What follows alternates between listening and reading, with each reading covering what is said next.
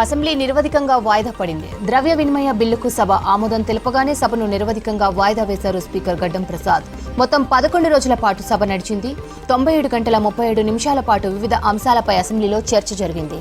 బీసీలు, ఎస్సీలు ఎన్నో ఏండ్లుగా ఎదురుచూస్తున్న 2 చారిత్రక బిల్లులు ఈ సమావేశాల్లో ఆమోదం పొందాయి. స్థానిక సంస్థలతో పాటు విద్యా, ఉద్యోగాల్లో బీసీలకు 42% రిజర్వేషన్లు కల్పించే బిల్లులు, ఎస్సీ వర్గీకరణ సహా మొత్తం 12 బిల్లులను అసెంబ్లీ ఆమోదించింది. అసెంబ్లీలో CM Revanth, BRS MLA KTR మధ్య మాటల యుద్ధం నడిచింది. ద్రవ్య వినిమయ బిల్లుపై చర్చ సందర్భంగా కేటీఆర్ కమెంట్స్ ను తీవ్రంగా ఖండించారు సీఎం రేవంత్ రెడ్డి. బీఆర్ఎస్ నేతల ఫామ్ హౌస్ల కోసమే కాళేశ్వరం నిర్మించారని అన్నారు. ఎవరెవరి ఫామ్ హౌస్ ఏ ప్రాజెక్టు కింద ఉందో లెక్కలు తీద్దామా అని సవాల్ చేశారు. దీనిపై నిజ నిర్ధారణ కమిటీ వేద్దామని బీఆర్ఎస్ నేతలు సిద్ధమా అని ప్రశ్నించారు. కాళేశ్వరం కోసం భూములు సేకరించిన కేసీఆర్ వాళ్ల బంధువుల భూములు మాత్రం తప్పించారన్నారు. మల్లన్న సాగర్ దిగువ 14 గ్రామాలు ఆందోళన చేస్తే లాఠీలతో కొట్టించారన్నారు రేవంత్.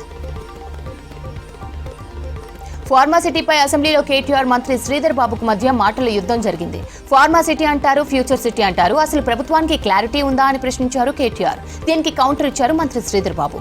తమకు అన్ని విషయాల్లో ఫుల్ క్లారిటీ ఉందన్నారు. గ్రీన్ ఫార్మాసిటీలో 13 ఫార్మా కంపెనీలతో ఒప్పందం చేసుకున్నామని శ్రీధర్ బాబు క్లారిటీ ఇచ్చారు.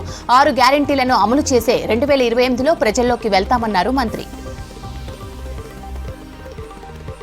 పెండింగ్ ఉన్న ప్రాజెక్టులన్నీ పూర్తి చేసి ఆయకట్టుకు నీళ్లు ఇచ్చేలా చర్యలు తీసుకుంటామన్నారు ఇరిగేషన్ శాఖ మంత్రి ఉత్తమ్ కుమార్ రెడ్డి. దేవన్నపేట పంప్ హౌస్ నుంచి గోదావరి జలాలు విడుదల చేశారు మంత్రులు ఉత్తమ్, పొంగులేటి. వచ్చే ఏడాది డిసెంబర్లోగా దేవాదుల ప్రాజెక్టు పనులన్నీ పూర్తి చేస్తామన్నారు. రాష్ట్ర ఆర్థిక పరిస్థితి బాగాలేకపోయినా ఇందిరమ్మ ప్రభుత్వం అందరి సంక్షేమం కోసం పనిచేస్తోందన్నారు మంత్రి పొంగులేటి. ప్రపంచంలో బొగ్గు ఉత్పత్తిలో భారత్ ముందుందన్నారు కేంద్ర మంత్రి కిషన్ రెడ్డి. మోదీ ప్రభుత్వం బొగ్గు రంగంలో ఎన్నో సంస్కరణలు తీసుకొచ్చిందన్నారు. దేశంలో కావాల్సిన విద్యుత్ తయారీకి బొగ్గు ఉత్పత్తి కీలకమన్నారు. 11వ బొగ్గు మైన్స్ కమర్షియల్ వేలంలో అత్యధిక ఆదాయం వచ్చిందన్నారు. ఢిల్లీలో 12వ కమర్షియల్ బొగ్గు గనుల వేలాన్ని ప్రారంభించారు కేంద్ర మంత్రి కిషన్ రెడ్డి. వేలంలో వివిధ కంపెనీల ప్రతినిధులు పాల్గొన్నారు. కాంగ్రెస్, బీఆర్ఎస్ ఎప్పుడో కలిసిపోయాయని విమర్శించారు BJLP deputy floor leader Payal Shankar. Delimitation పై కాంగ్రెస్, బీఆర్ఎస్ కలిసి నాటకాలు చేస్తున్నాయన్నారు. బీజేపీకి దేశంలోని అన్ని ప్రాంతాలు సమానమేనన్నారు. డీలిమిటేషన్ తో ఎక్కడా ఎలాంటి నష్టం ఉండదన్నారు పాయల్ శంకర్.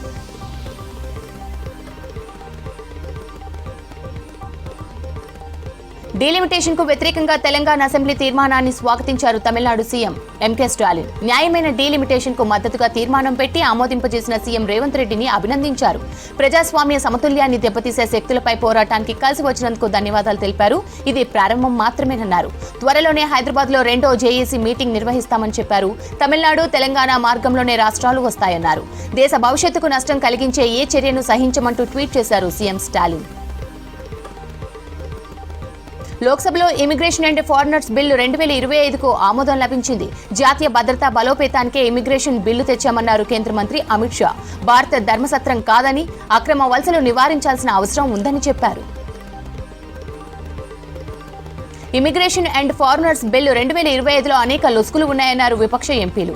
జాతీయ ప్రయోజనాలకు విరుద్ధంగా ఉందని ఆరోపించారు. కేంద్రానికి ఏకపక్షంగా అధికారాలు కట్టబెట్టేలా నిబంధనలు ఉన్నాయని విమర్శించారు. బిల్లును జేపీసీకి పంపించాలని డిమాండ్ చేశారు విపక్ష ఎంపీలు.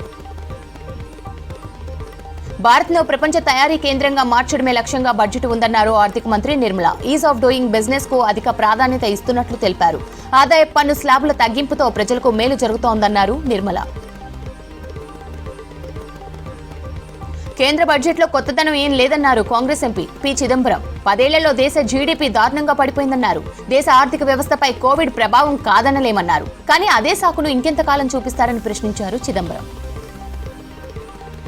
దేశవ్యాప్తంగా కాంగ్రెస్ పార్టీ బలోపేతంపై దృష్టి పెట్టింది ఏఐసీసీ. ఇందులో భాగంగా అన్ని జిల్లాల డీసీసీ అధ్యక్షులతో ఢిల్లీలోని ఇందిరాభవన్లో సమావేశం నిర్వహించింది. పార్టీ చీఫ్ ఖర్గే, కాంగ్రెస్ అగ్రనేత రాహుల్ గాంధీ సహా సీనియర్ లీడర్లు హాజరయ్యారు. స్థానిక సమస్యలపై పోరాడాలంటూ డీసీసీలకు మార్గనిర్దేశం చేశారు కాంగ్రెస్ అగ్రనేతలు.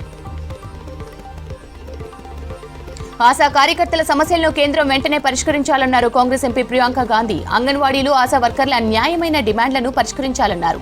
వయనాడ్లో పర్యటించిన ప్రియాంక పలు అభివృద్ధి పనులు ప్రారంభించారు. కేరళకు రావాల్సిన ఉపాధి హామీ స్కీమ్ నిధులను కేంద్రం ఉద్దేశపూర్వకంగానే రిలీజ్ చేయడం లేదన్నారు. ఐపీఎల్లో లక్నో సూపర్ జైంట్స్ బోని కొట్టింది. తొలి మ్యాచ్ ఢిల్లీతో ఓడినా ఉప్పల్లో అదరగొట్టింది. సన్ రైజర్స్ హైదరాబాద్ పై 5 వికెట్ల తేడాతో గెలుపొందింది. సన్ రైజర్స్ మొదటి బ్యాటింగ్ చేసి నిర్ణీత 20 ఓవర్లలో 9 వికెట్ల నష్టానికి 190 పరుగులు చేసింది. లక్నో 16.1 ఓవర్లలోనే లక్ష్యాన్ని ఛేదించింది.